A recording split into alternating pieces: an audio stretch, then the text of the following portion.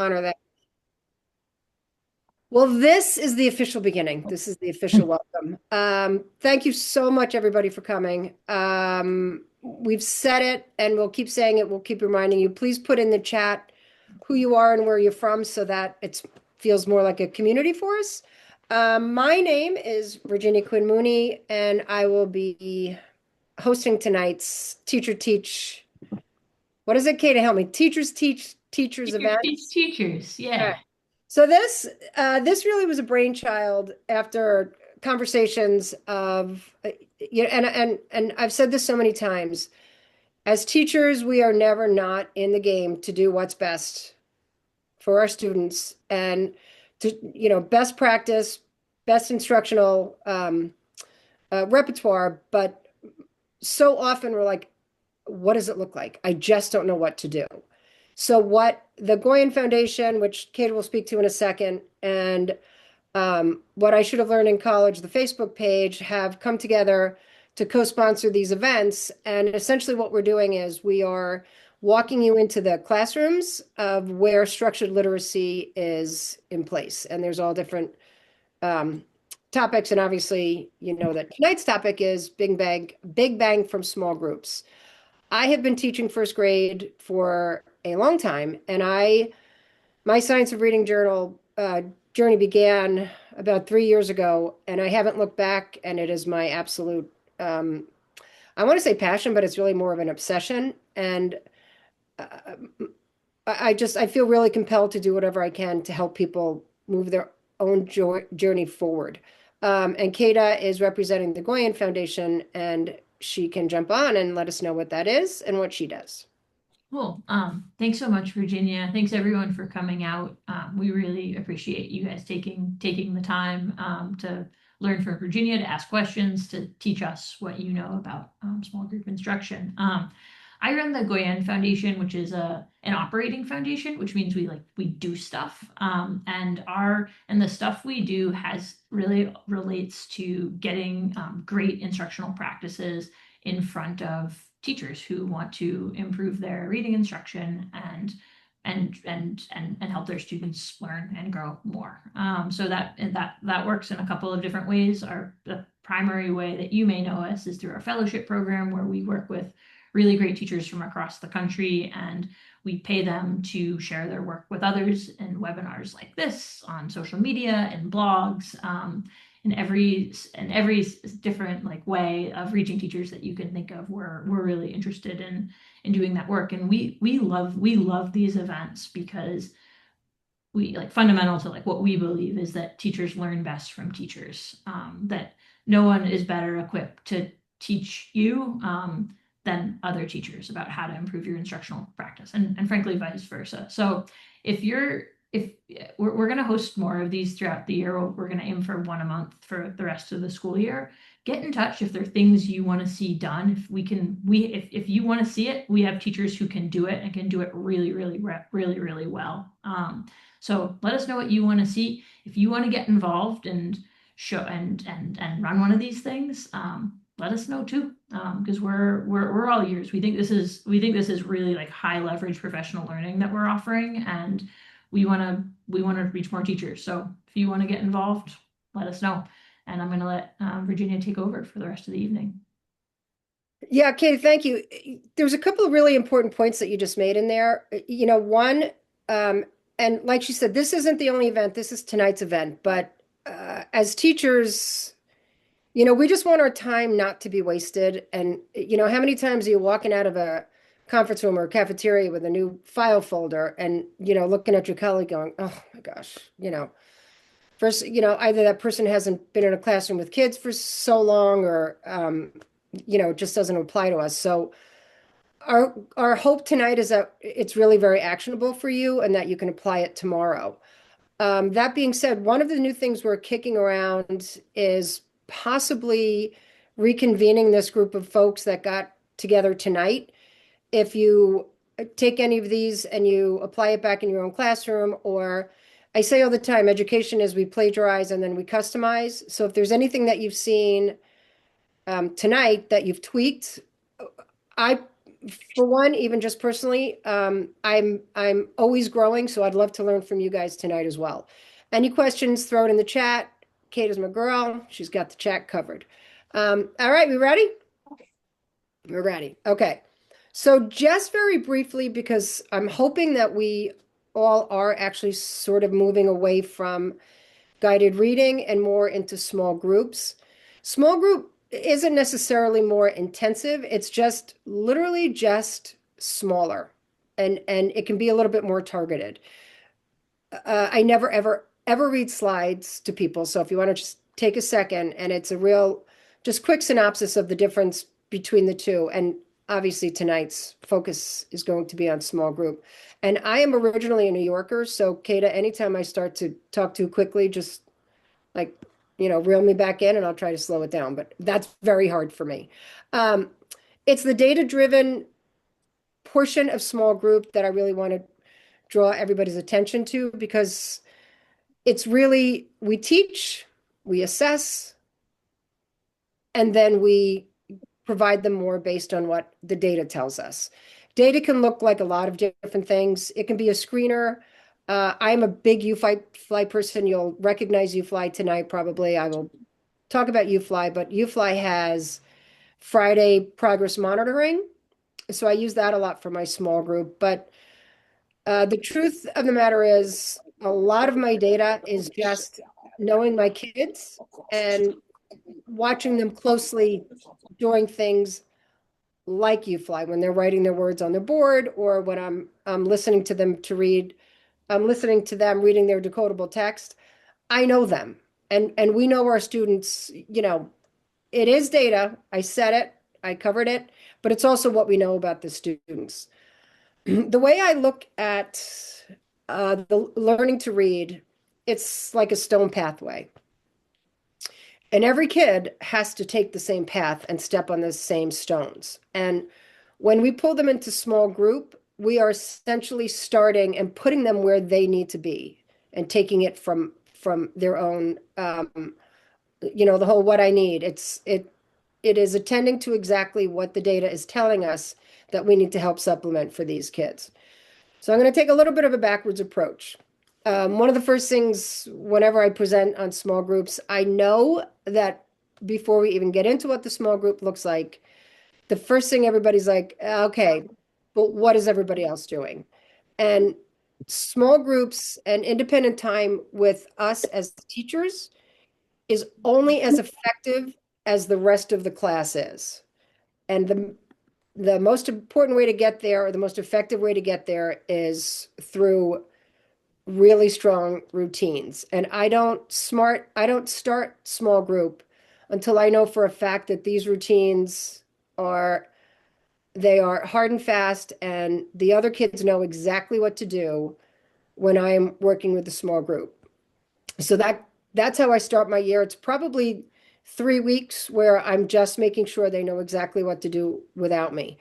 And without me is what's most important. I say to myself a lot, if they can do it, why am I doing it? If they can work independently or if they can put themselves into the groups or if they can run the independent activities, then why should I? And that's their success. And I would just be taking their success from them. So when I say that they are independent, they do everything from putting themselves into the group to keeping themselves occupied while they're there. I'll show you a little bit of what I mean. This is a little guy who's in charge of putting kids into centers on this particular day. And they're very cute. Dad, find the birthday girl. Birthday girl. Luke, no, Luna, Caitlin, Isake, and Flumi. Find Luna. Oh. Charlie, Katerina, and me. Find. So I'm usually not, I don't know if you noticed, but they all kept looking over their shoulder at me, like, what are you doing here? Because I am not part of that process. That is their process. I'm usually over at my table prepping for whatever activity I'm going to be doing with my small group. I plan for their success and I plan for their independence. And center time cannot include me. And that's what they're doing, by the way. I don't know if I actually came right out and said it. It's centers. When they're not with me, they are in centers.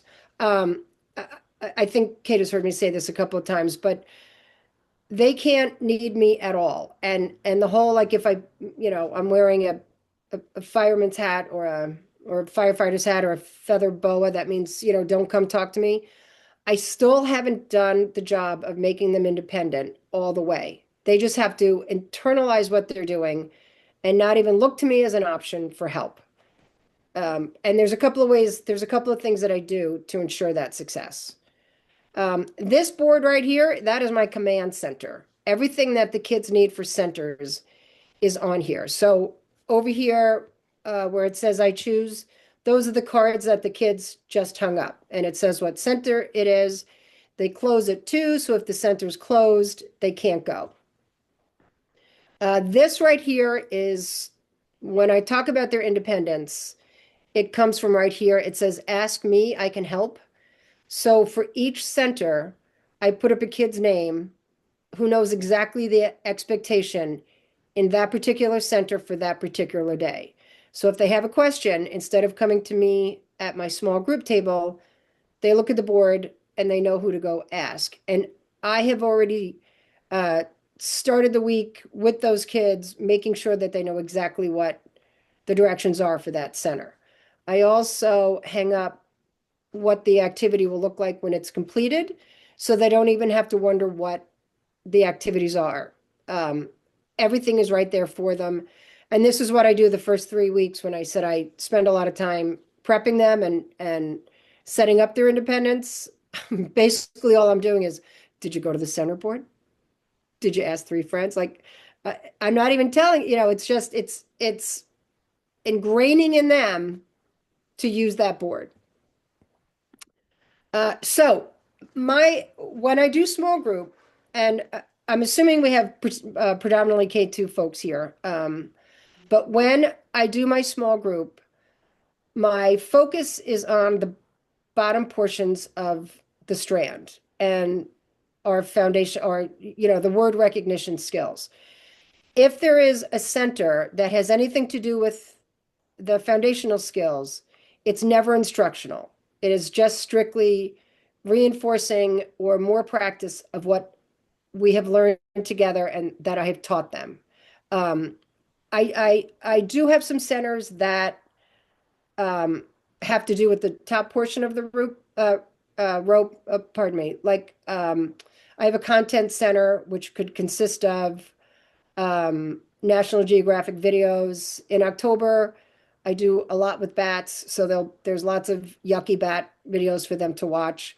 I have a STEM center, so I do touch on the top portion of the rope, but any activity that is independent activity is not new learning. It is just strictly practicing or applying skills that they've already been taught. Are we good, Kate? No questions yet? We have one question, which I was about to interrupt you for, Virginia. Yep. It's about time. So how long is your literacy block? How do you do whole group instruction? How long is your small group instructional block? How long is the center? How long are they total each day? So let's start with maybe the whole literacy block and the whole group instruction question. That's a good, the whole literacy block is 90 minutes. Again, I'm a U-Fly gal, so I have 30 minutes, whole group instruction. The old, Anita Archer, everybody gets everything. I have 30 minutes for the foundational piece, for the comprehension piece, which includes writing and vocabulary and content learning. And my centers are usually anywhere from 30 to 40 minutes a day. And I try to do 2 centers a day. My school is moving in a different direction, so I have to have some paradigm shifts and see how I'm going to move with it. But what I've always done is 2 centers a day. So each center is anywhere from, 15 to 20 minutes. One thing that I will get into a little bit more, is whoever needs me the most gets me the most. So my kids who need the most small group, intensive, targeted time with me, I make sure that I get them every day.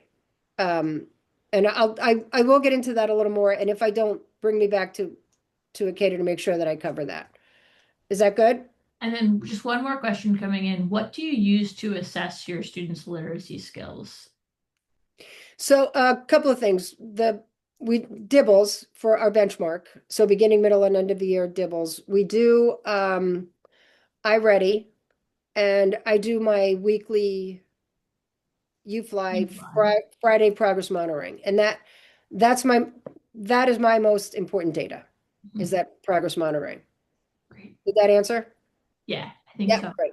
Okay, Perfect. Thanks for shooting. of course. As I said, real quick, these are what the centers look like, and you notice the air quotes around centers because it's actually quite fluid. The handwriting is already gone because they finished their handwriting book. I rotated out basically depending on how organized I am and how easy it is. But these are essentially the centers that they are in. But like I said, I can switch them around. I had mentioned that I do hit the top of the rope, and here's an example of what a STEM center looked like in the spring. We were studying birds at that time. So I'll show you quickly what the centers look like so we can jump right into small group. So this is what a reading center might look like.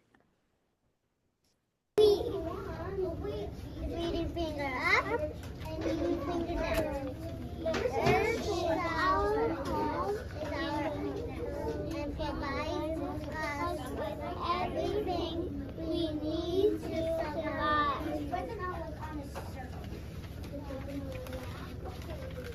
So that's a choral reading of a decodable that they've already read with me, so I know that they are capable of reading it. The other thing, we all do this, our groupings is really important so that we can have some support embedded in there for those kids that need it. I always have a Smartboard Center, mostly because I don't have to do any work for the Smartboard Center. If you don't know wordwall.net, and Katie, maybe you want to throw that in the chat, it is a fantastic resource. It used to be free, but now if you just type in the word community and whatever it is you're looking for instance, if you're doing digraphs, if you say first grade digraphs, wordwall.net community, it gives you free games for your smartboard. So here's some kids and they're all also, it shows the kids whether they get it right or wrong. Self-correcting. Wait, pay, yeah, pay. No, just, oh yeah, pay.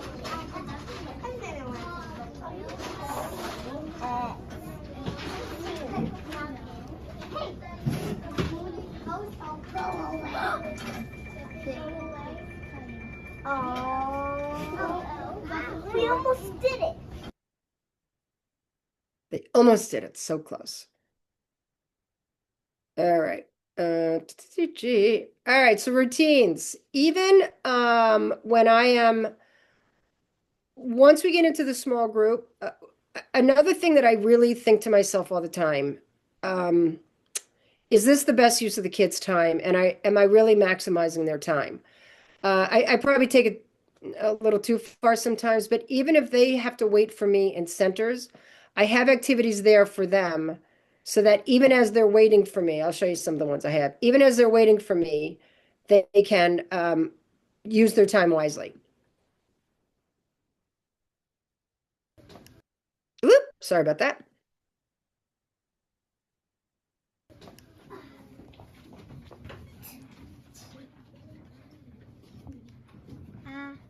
Show me. Oh, nice, Catalina. Show me add Dominica.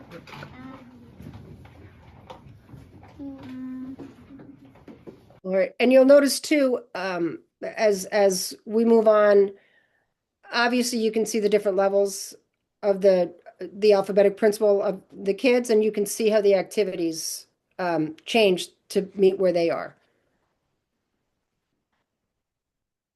Friend. They're just calling out heart words to each other.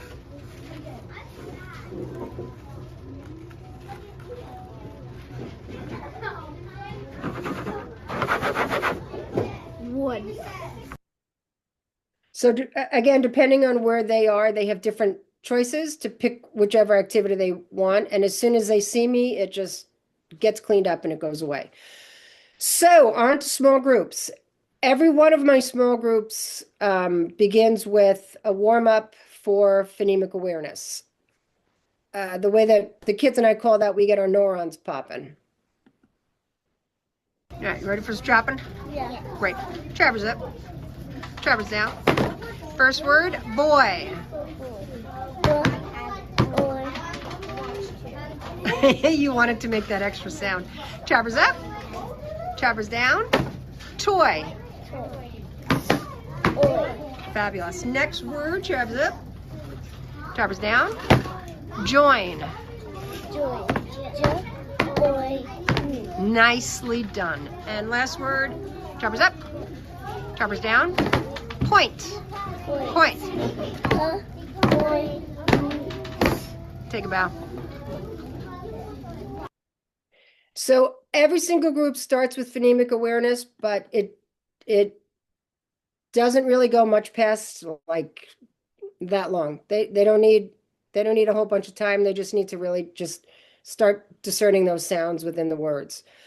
So my word work activity, everybody needs it, whatever level they're on. And I'll show you different activities that have been done. And again, they're different based on what the kids need. And differentiation, it's a word that we use a lot, but the truth is we differentiate all the time because they're different. Like we don't necessarily have to do the differentiation. We just sit with different kids at different levels. So I'll show you some activities for my kids that are at the alphabet of concept and print. And what you're looking at here is pretty much where they are and what makes my decision as to which type of activity we do for their word. Questions, Kate? Are we good? Yeah, I think the questions, they've been answered. Virginia, very quickly, someone wanted to know about the UFly weekly assessment. What does that entail? And then I think Skylar, we answered your question about how often centers change, but those are the two questions in the chat. So essentially with UFly, there is a new concept on Monday and Wednesday. So they learn 2 new skills a week. And then on Friday, they are assessed on the new concepts and also some of their hot words. So it just provides me with who needs more and who didn't get it from the direct instruction, from the whole group instruction.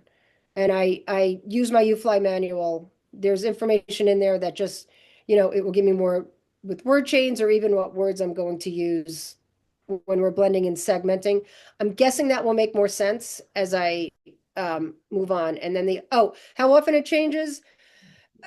It really depends.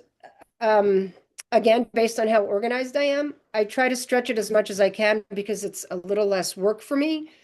And sometimes I'll have 5 in a week and sometimes I'll have 8. So that way I can keep it going for a long time. So even that's really fluid, but the truth of the matter is it just depends on how good I am at my game. If it's near Christmas, it's a disaster. We understand that. So in any event, so here are my little guys who are still on the sounds of letters phase. And I'll show you some activities that I do with these kids. In these videos, the students happen to be ML students, but it doesn't mean they're always my students who are in this particular phase of their learning. It just happens to be for this presentation. All right, you ready to work? Yeah. Ready to work? Great. I'm going to say a letter sound, and I want you to find that letter, and I want you to pull it down. All right, first sound. Find for me the letter that says B. B. Look at you all. All right, put it back. Quite good. Now find for me the letter that says mm. Oh, that was quick. Nice, put it back. How about the letter that says ah? Oh, I see lots of octopuses. Just amazing. Okay, put that one back. Now let's try something different.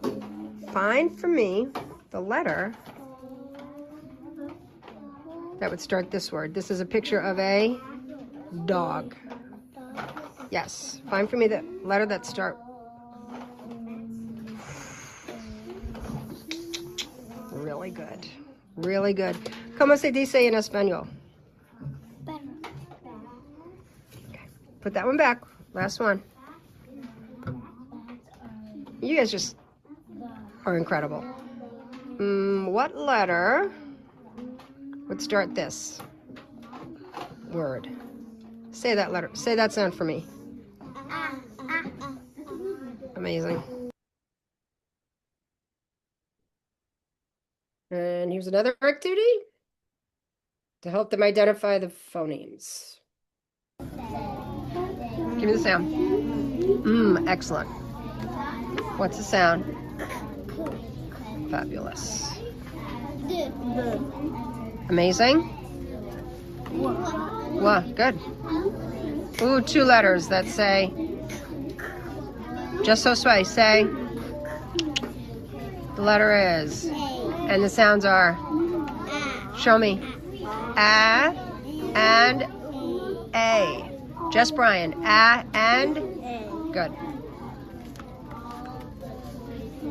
What's the sound? T. The letter is T, what's the sound? Just so sway, what's the sound? Fantastic. The sound is? That's the name of the letter. I just want the sound. Good. Ooh, here we go. And the sounds are ah and.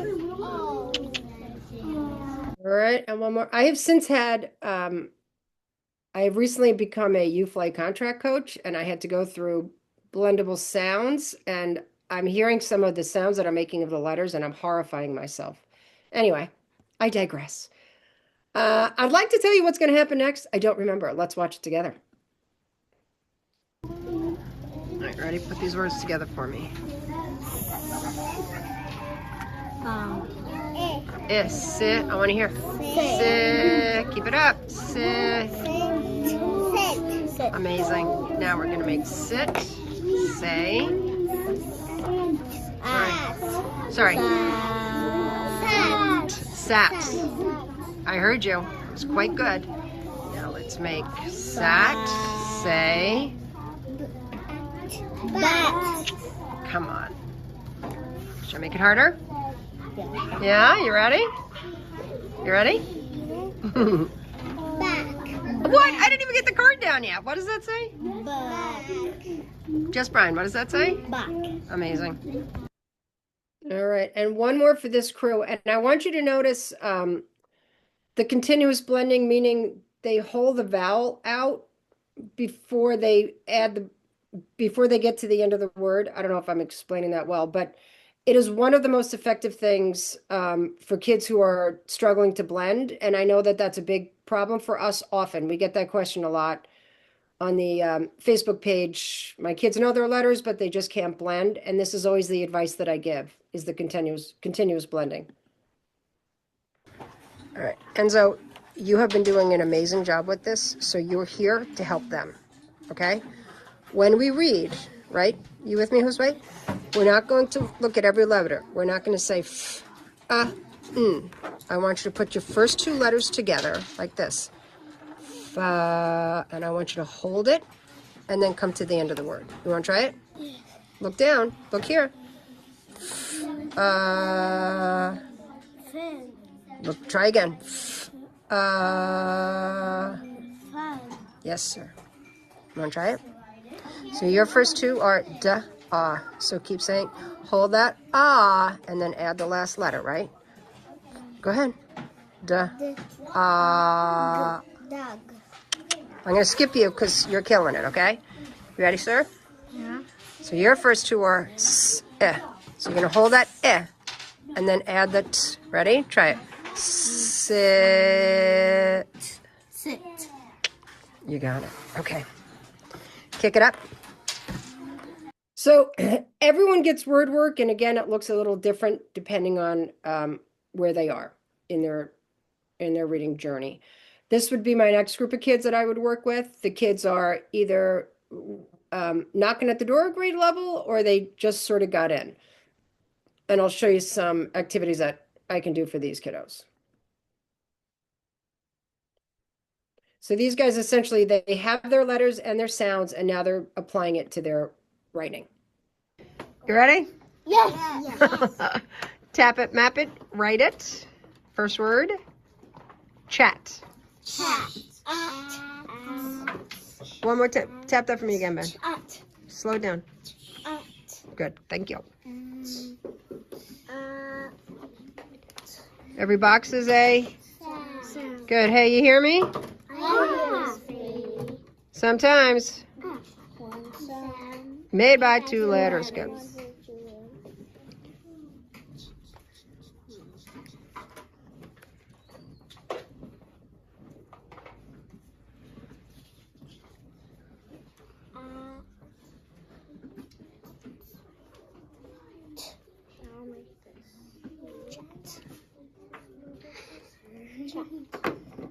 Nice gluing, Gianna.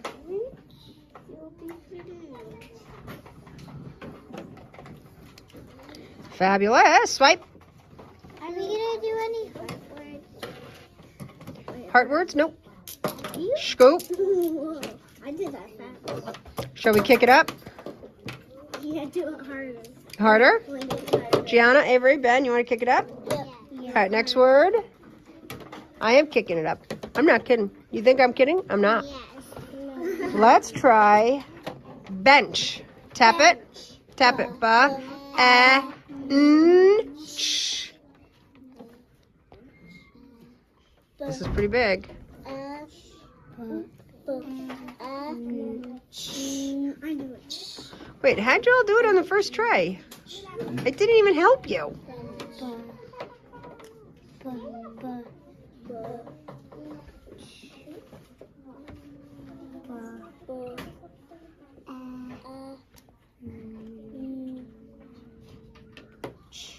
Ben. It says Ben. Yes, it does. Cheese. If you take away this, it says Ben. I know. We love that about this word.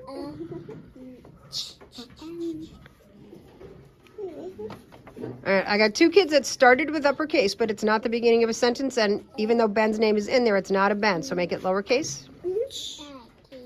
Appreciate you. It's still a B. It is still a B. You're right.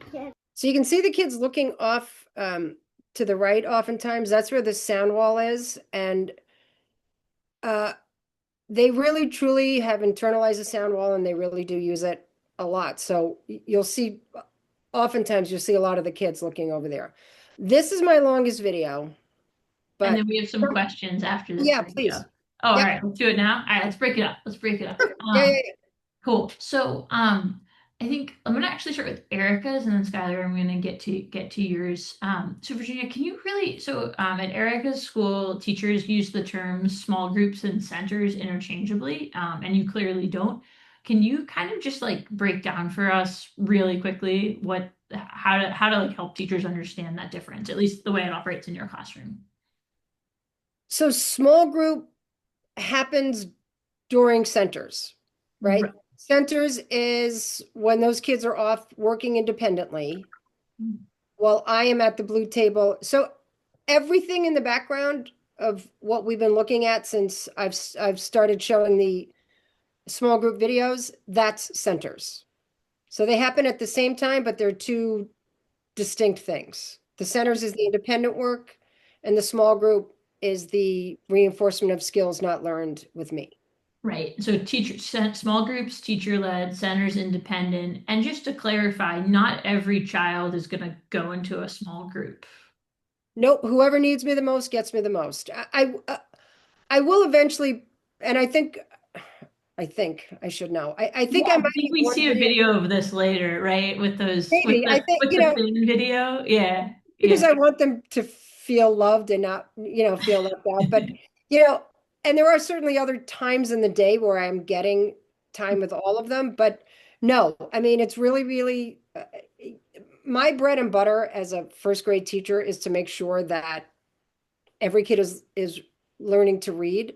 And also as the year progresses, the reading center for my higher kids will be, chapter books. So they are getting what they need, but they don't need me to bring them up foundationally. Thanks, Virginia. And then another question that I think we've talked a little bit about, but determining which interventions your small groups are getting, like we're talking about in terms of supplies, how you use them, what the interventions are. How do you determine that? Trial and error, years of experience. Obviously, you've talked a little bit about progress monitoring, but can you speak to that at all? So I'm not sure I understand. Is the question, how do I How do you determine what to do in the small now? groups? Yeah, how do you determine what's, yeah. Does that, and Um, Tyler, if you want to elaborate, feel free to. yeah, that's actually that's an interesting question. Definitely, like I said earlier, just listening to them read, watching them during whole group instruction, and seeing exactly what they're struggling with, I know. But if I'm following my scope and sequence, these kids that you're seeing here now, these are my kids, like I said, that are just outside of grade level or sort of right there. So I really am sticking to what we taught, what we worked on that week. The students that I showed before that were still at the alphabetic, and we stay at the phoneme grapheme level. So it's wherever they are determines what I teach. As far as how I teach it, honestly, whatever, like these two kids actually here, I know that they absolutely love this Play-Doh, and these are just paint trays. So I lean into what I know that they like. Or honestly, I I don't put a ton of thought into it because we're essentially blending and segmenting, and it's just how we do it and how it's going to be fun. Awesome. Thanks, Virginia. That's it. Carry Sure. on. Okay. Yeah. So Keep the this one I questions started to coming, say, folks. this one's a little bit longer, but watching these two, I don't like the expression productive struggle because if it's a struggle, it's not particularly productive, but that's just me. But I wanted to intervene and I just didn't because I really wanted to see how far they could take it. Ready to write some? Yes. These are all floss words, okay?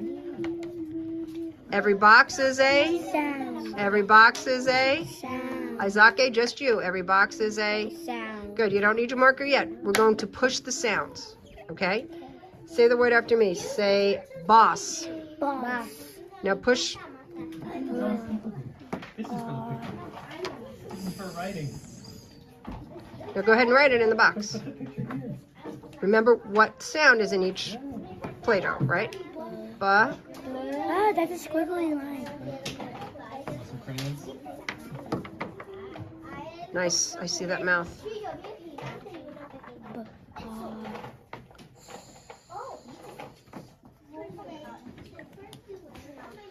Isake, I want you to press the Play-Doh for me one more time for boss. Start left to right. I'm confused here. Nope. Nope. Press it like you did the first time. Ba. But Don't erase yet, bud. You're not ready. Ba. Ba. Ah. S.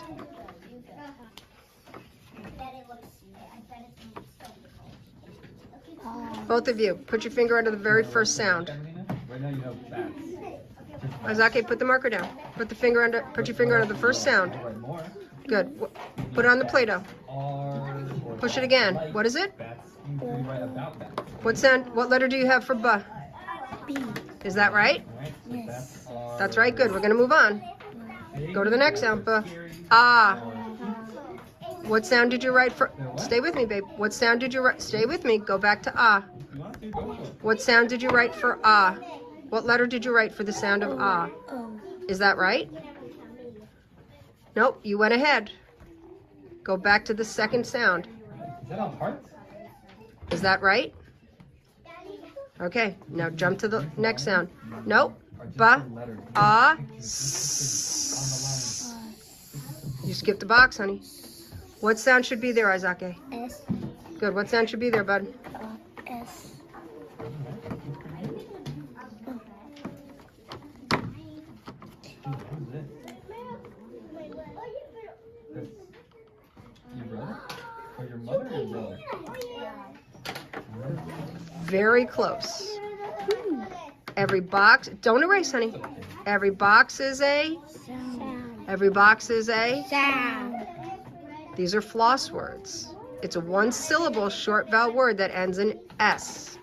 What do we have to do to the S at the end of the word if it's a floss sound? Oh. Every box is a, Sound.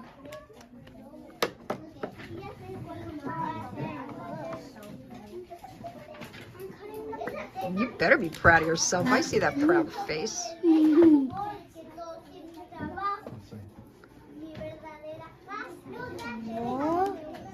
That was really good. Spell floss for me. Wait, you know how to make the letter? Sorry, spell boss for me. Boss. Look, go ahead, go ahead. B-O-S-S. I'm sorry, B-O. S. I'm sorry, B-O. B-O. S. Quite. If they're going to spell floss words, they might as well floss at the end of it. Y'all, that struggle is real. I'm sure all of you are like, oh yeah, I have that kid. I've seen that kid. I do know that one little guy spelled his letter, wrote his letters from the bottom up, and ordinarily I would have corrected that and had him do it again from the top down, but he had to have been exhausted because I was exhausted. But they stuck with it and they really did a great job. What's next? I don't know. Okay. Quick question before we move on. Where are those trays from? Amazon. They are just put in paint trays and that's all it is. And they're actually like super, super cheap. Paint But actually the next Amazon. couple of things I'm going to show you are like that. There's a lot of, I'm going to say it, non-teachers that will discourage us from doing like gimmicky stuff. It's, it takes away time from learning. I don't disagree, but they're 6. So for me, if I can get a lesson across and have things like that, or the kids with the choppers before, I feel like we all have more fun with it. So I am a gimmicky teacher and I stand by it. So I'll show you just a few more activities for these kids that are at grade. Ish. All right. I say, you pop, you write. You say, I pop, I write. Amazing. First word, let's do stick. Stick. Say it, pop it. Oh, wow. 4.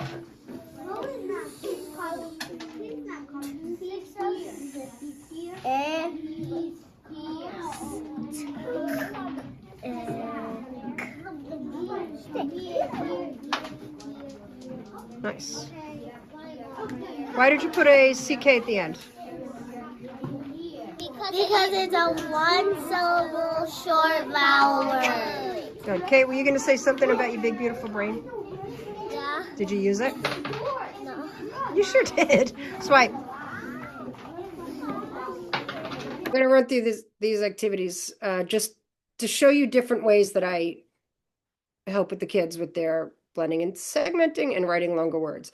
This is something, you'll see. Why am I going to tell you when I can show you? I need your eyeballs. Clap. Say clap. Clap, clap. No, slow down, clap. And don't let go of the letters. Clap.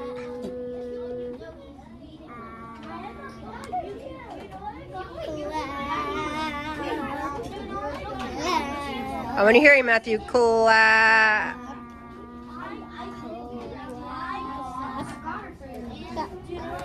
You're amazing. That's amazing. Just, oh, never mind. I was going to say the A is backwards, but I'm upside down.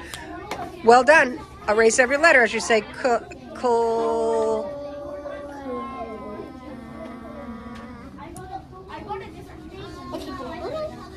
All right, last one, man. We are kicking it up. Yeah. We're going to go up and up. Up and up and up and up and up. All right. To the window. To the window. Yeah. To the ceiling. Okay, last one. Lots of words, lots of letters in here. But you know what, friends? There's really nothing you can't do. Nothing. You prove it every single day. Say the word after me. You with me? Yeah. Hmm? I got my marker. Cap it. Eyes on me, please. I say, you say, right? Stump. Stop. Now slow it down. Sing it if you must. I need to hear everybody. Let me hear you, Matt.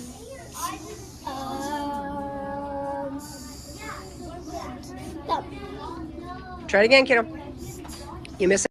Quite helpful with their blending. And here's the kids, you can see the differentiation is because they are different, and these kids are ready for some bigger words. All right, are you ready? Yes, Mrs. Mooney. Should we play a little game I like to call Clap It, Show It, Write It? Yeah. All right, Clap It, Show It, Write It. First word, motion. Motion. Motion. Motion. Oh, dude. Nice, great, great, great.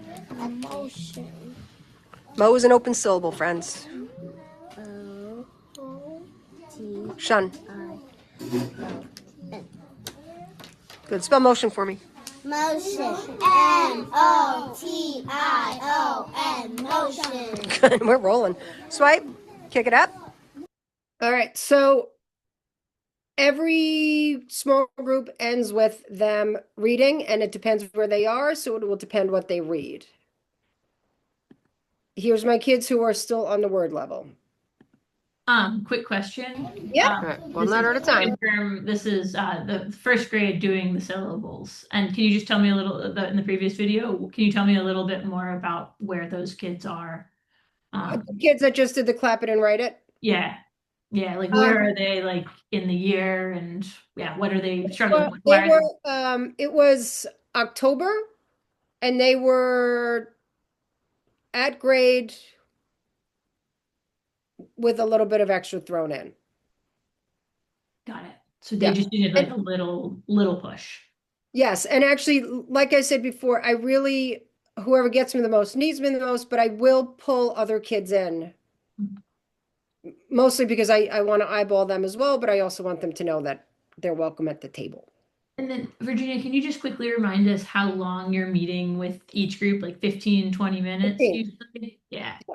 If it's 20, it's just because we've gone off course, but I try to keep it to 15.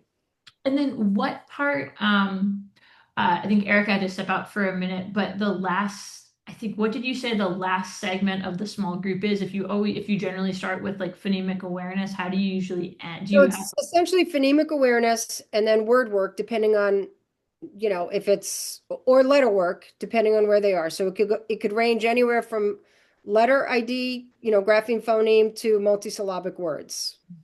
And then it always ends with reading text. Excellent. Yeah, and the type of text will vary depending on the varied student.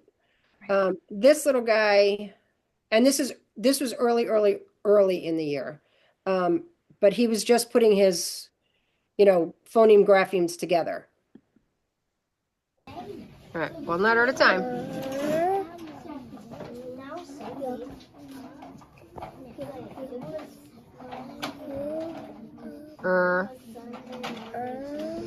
What does you say? Good.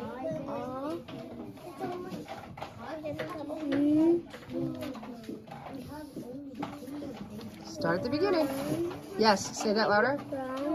Run. See if you're right.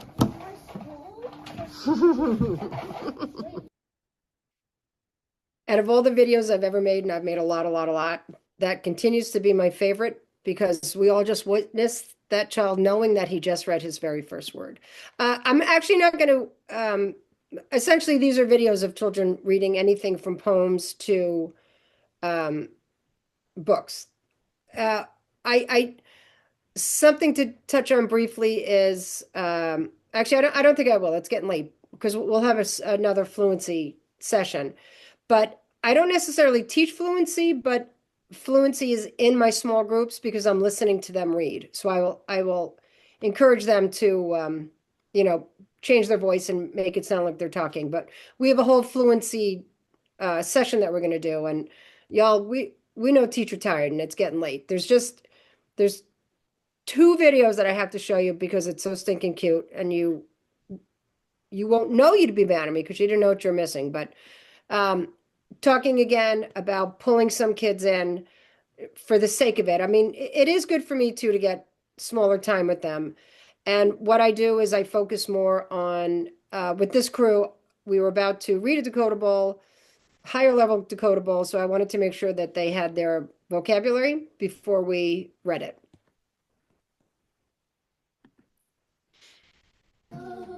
Okay, so there's not too many words in this book that I thought you may not know. These were the two that I found. The first word is muck. Muck is a noun, and it's another word for, do you know, Charlie? Yeah. What? It's like mud. It's not like mud. It's mud. All right. The other one, I feel like you might know this word already, but I just want to make sure. The other word is fin. And it's talking about... Bingo. All right. I believe we know what a fin is. Fantastic. All right. So yeah, clearly they know the word. Even so, again, like going back to routines, even switching out centers, I'm not involved in. And if you don't already have one of these, I highly suggest you get yourself a 60 set or 30-second dance party button.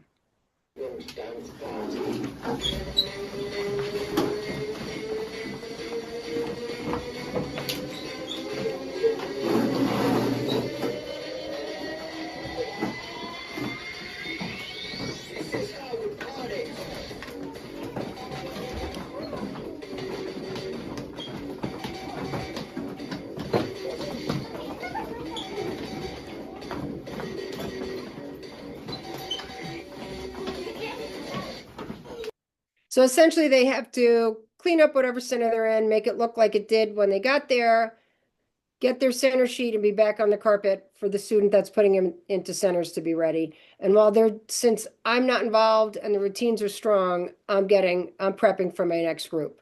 So one last video, I told you before about my favorite video, how we watched this little guy, Enzo, read his first word. So that was September, and this was, I don't know, May. First. You ready? Yeah. Are you? I know you are. And Liz and Max. It Stretch it. Sit. sit in the sun. It's so hot, but they have so much fun. The kids want to pick up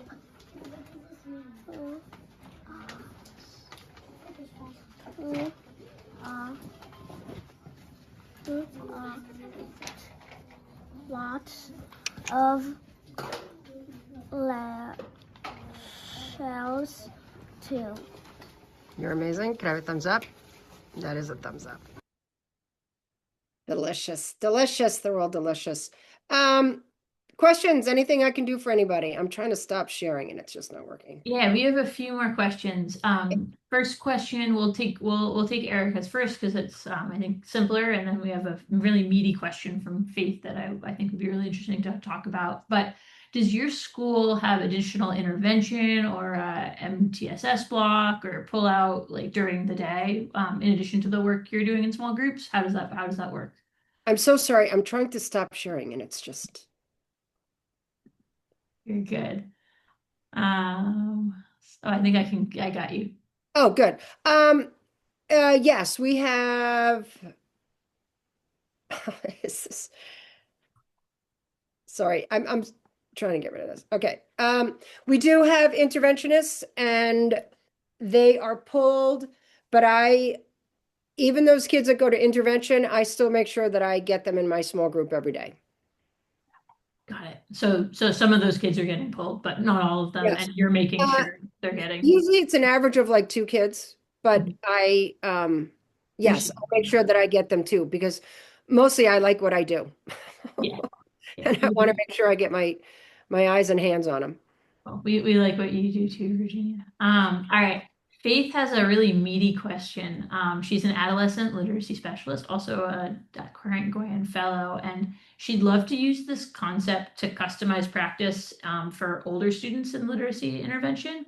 And this is probably a question for Virginia, but also other folks on the call. Any ideas what this might look like with big kids, thinking like eighth grade through 12th grade? And yeah, let's, Faith, if you want to add any context, you can feel free to unmute, but curious if people have thoughts. Actually, I always have something to say, but I would love to hear if anybody to bounce it out, if anybody does, particularly if anybody has the experience with the older.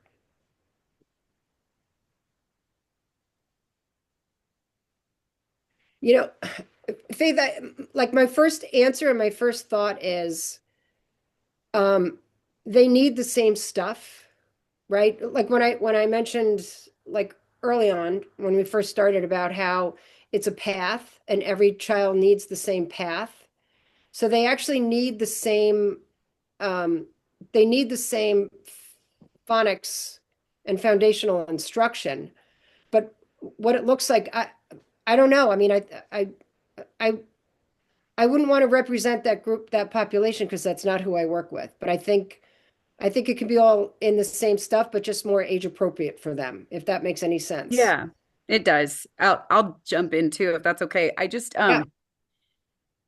like working in the adolescent space, we've created an elective period that is for intervention. And so kids are polled based on, right, diagnostic testing.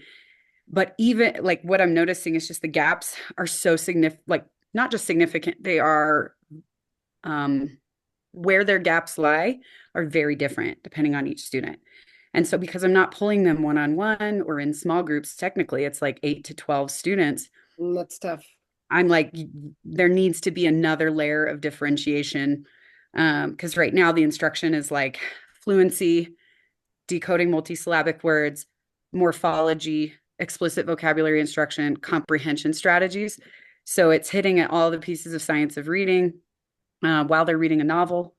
That's grade level text. So it's a lot, right? But some of them need explicit phonics instruction. Some of them need a syllabication, like more, we have a routine, but they need like to drill some of these things way more. So um, I've been racking my brain. And this year I actually have a para for the first time ever. And I'm like, maybe this is something to try out because then I could host a small group while other students are doing centers, right, on other skills that they could do independently in theory. Right. So I think it looks the same. Like I think it looks the same, but potentially with different in my head. It's like different it's materials, different probably material. not going to use the paint trays, although I think they would, But they actually might they like really they like might that. like the page. I know. I think that some of it they would be all about the multisensory Definitely aspect. the pool noodles. I think they'd love the pool noodles. Yeah. Yeah. So yeah, I kind of think it's the same idea where the centers become things that the kids can do automatically and independently to, to reinforce skills that they already have. And then you're doing the intensive work with the kids Yeah. in the small groups. But yeah, it is interesting thing. I actually think the pantry is I think it'd be a positive throwback, frankly. Yeah. Do Well, it. thank you because you've kind of inspired me with some ideas that I want to try out. Well, Faith, that's awfully nice of you. Well, you're pretty awesome. Those videos were wonderful. Thanks. Any last questions, comments for Virginia? Otherwise, we're gonna send you guys on your way. And also, if you're looking for something fun to do right now after this, Reading League Wyoming, I believe it's about to start right now because Faith, you're probably gonna go to this, is hosting a really great webinar about working memory and retrieval practices with a another incredible, I believe, seventh grade history educator. Makes So me- if you, he's Right. he's totally awesome. So if you want to keep learning tonight, go check out the thing I dropped in the chat. And then otherwise, Virginia, yeah, what do we, yeah, what's next? What's next? Well, you're going to send an email and see if folks want to reconvene, right? And Yeah. I would, if we reconvene, I would love to hear what you're doing as well and how you have taken, hopefully you've learned something here and you're going to tweak it and give me something. Yeah, I think the move is honestly, get folks, I think our next session is scheduled for like a month from now. And we'll put this all in email. So if you're leaving now, don't worry about it. I think our next session is scheduled for November 18th. I think we should hold 5-10 minutes at the start of that meeting to debrief and talk about the application, how these things went. And then we're gonna do something with fluency at Oh, our next, fluency is next. yeah, Okay. yeah, fluency's next. I need to confirm that another teacher can come in addition to Virginia, but other than that, let's let's reconvene on the 18th. We'll send out an email soon with the registration and the details for that. And have a good night, everybody. Thank you so much, Thanks, Virginia. guys, for coming. There's no dedication like a teacher. It's just